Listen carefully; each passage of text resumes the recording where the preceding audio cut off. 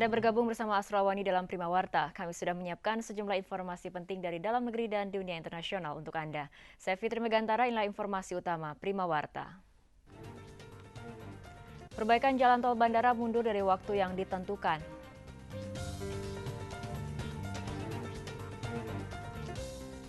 Konflik Irak memburuk saat Amerika Serikat berniat menarik mundur pasukannya.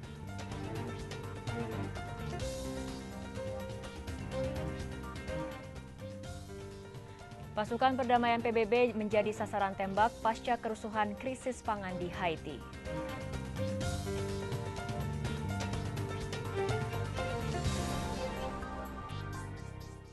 Perbaikan ruas jalan tol Jembatan 3 terus dilakukan. Sudah sepekan lamanya perbaikan jalan dilakukan dan hingga hari Minggu pekerjaan masih berada di tahap pertama, yakni pembongkaran badan jalan. Kontraktor PT Yasa Patria Perkasa mengaku perbaikan jalan akan rampung pada Juli mendatang. Perbaikan tol Jembatan 3 kini masih di tahap awal atau pembongkaran badan jalan. Ruas tol yang merupakan bagian dari tol bandara baru mulai diperbaiki Senin pekan lalu. Dengan perbaikan jalan sepanjang 150 meter, perbaikan diperkirakan akan rampung paling lambat Juli mendatang. Nggak ada terlambat kita, terus kita 24 jam kita. 24 jam. Iya. Seharinya berapa jam Pak? Masing-masing satu shift? Ya terus sampai kita kuatnya aja terus. Jadi target penyelesaiannya Ya udah kita naikin gather itu udah. berapa Ya. bulan selesai? 4 bulan. 4 bulanan. Hingga saat ini akses jalan menuju bandara masih menggunakan satu jalur yang dibuka. Perbaikan memakan biaya sekitar 25 hingga 30 miliar rupiah dengan masa perbaikan sekitar 3 hingga 4 bulan. Untuk sementara biaya akan ditanggung oleh pengelola jalan tol PT Citra Marga Nusapala Persada atau CMNP. Akibat perbaikan ruas tol ini, pihak pengelola diperkirakan mengalami kerugian sama dengan 4,5 miliar rupiah per bulan. Dari Jakarta, Erwin Renaldi dan Radias Lagapuala melaporkan untuk Astro Awani. Banjir kerap melanda DKI Jakarta. Salah satu penyebabnya adalah kurangnya kedalaman dan lebar kali. Pemerintah DKI berjanji akan melakukan pengerukan dan pelebaran kali untuk menghindari banjir. Kedalaman dan lebar kali yang kurang memadai menjadi penyebab seringnya kali meluap setiap musim hujan dan menyebabkan banjir.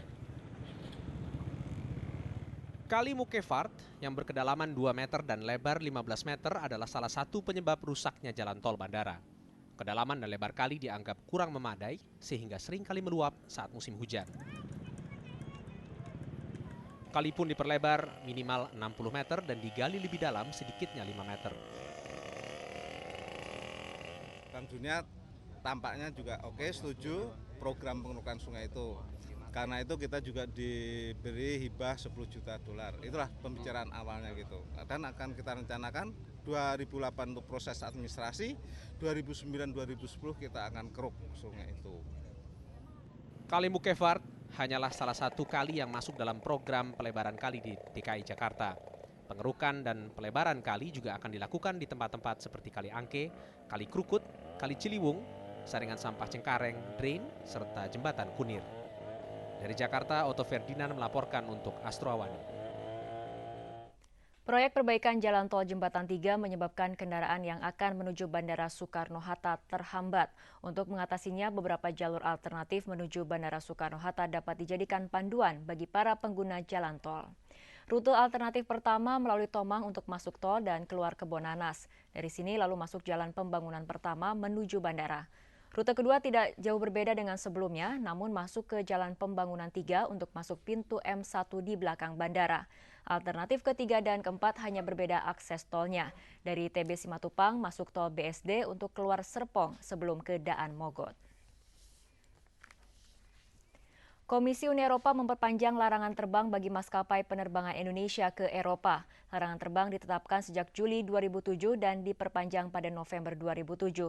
Indonesia masuk dalam negara yang dipantau ketat bersama Liberia, Kongo, Guinea, Swaziland, dan Sierra Leone. Perpanjangan itu merupakan yang kedua kalinya. Larangan terbang pertama dikeluarkan pada Juli tahun lalu. Status itu dievaluasi setiap 3 bulan dalam sidang komisi yang dihadiri 27 negara anggota Uni Eropa. Larangan terbang diperpanjang pertama kali November lalu sebelum kembali diperpanjang 11 April lalu. Di dalam negeri, 4 maskapai telah mengajukan permohonan terbang ke Eropa, yakni maskapai penerbangan Garuda, Mandala, dan 2 maskapai sewaan, Airfast Indonesia dan Premier. Sidang evaluasi akan digelar Juli mendatang. Larangan itu sendiri dipicu sejumlah kecelakaan pesawat yang terjadi di Indonesia, antara lain terbakarnya pesawat Garuda di Bandara Adi Sucipto, Yogyakarta pada Maret 2007. Dan di tahun yang sama, pesawat Adam Air tenggelam di perairan Sulawesi Barat karena tidak berfungsinya autopilot. Dan kini kita beralih ke informasi selanjutnya. Militer Amerika Serikat mengaku telah menewaskan 13 orang militan dalam serangan di kota Sadr. Sementara petugas medis menyatakan terdapat 7 warga sipil yang ikut tewas akibat serangan helikopter Amerika Sabtu pagi.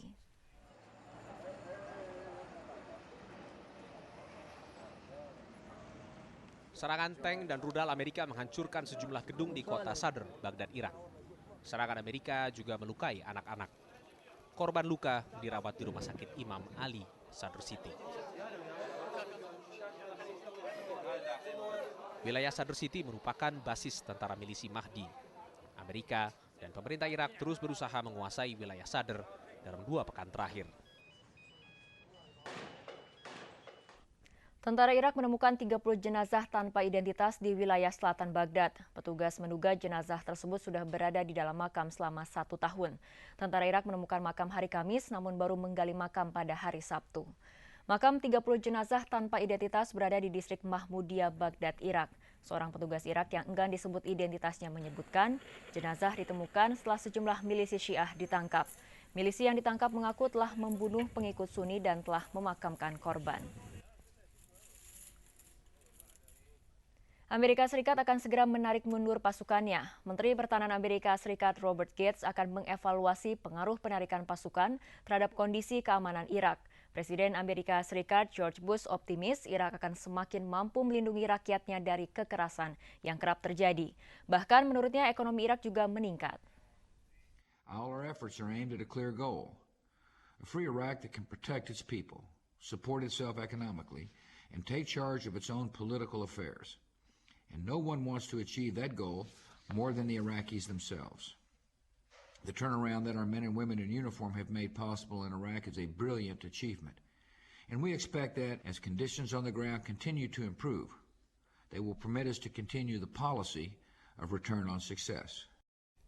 Dari Haiti, pasukan penjaga perdamaian PBB menjadi sasaran aksi penembakan di Port-au-Prince. Aksi penembakan ini terjadi tengah memanasnya Haiti akibat aksi protes kenaikan harga bahan pangan. Pasukan PBB diserang oleh rentetan tembakan di dekat gereja Katolik di Port-au-Prince hari Sabtu. Seorang pasukan penjaga perdamaian asal Nigeria menjadi korban tewas dalam peristiwa ini. Situasi di Port-au-Prince masih belum stabil pasca aksi protes besar-besaran yang mengecam kenaikan harga pangan sejak pekan lalu. Perdana Menteri Haiti Edouard Alexis dicopot dari jabatannya oleh parlemen sebagai upaya meredam aksi protes terhadap kenaikan harga pangan. Alexis dianggap gagal meningkatkan produksi pangan. Kesalahan lain Alexis adalah ia menolak menentukan waktu keberangkatan pasukan perdamaian PBB.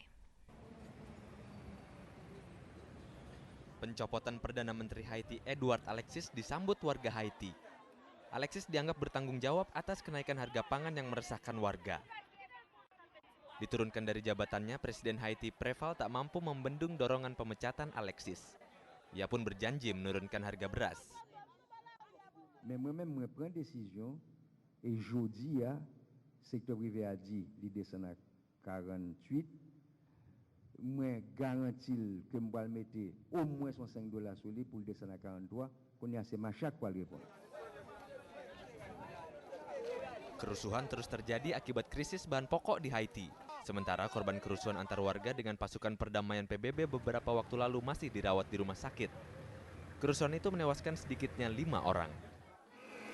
Prima Warta akan segera kembali dengan sejumlah informasi menarik dari dunia olahraga, di antaranya dari Liga Prancis. Rennes berhasil menahan imbang pemimpin klasemen Liga Prancis Olympique Lyon. Tetaplah bersama kami.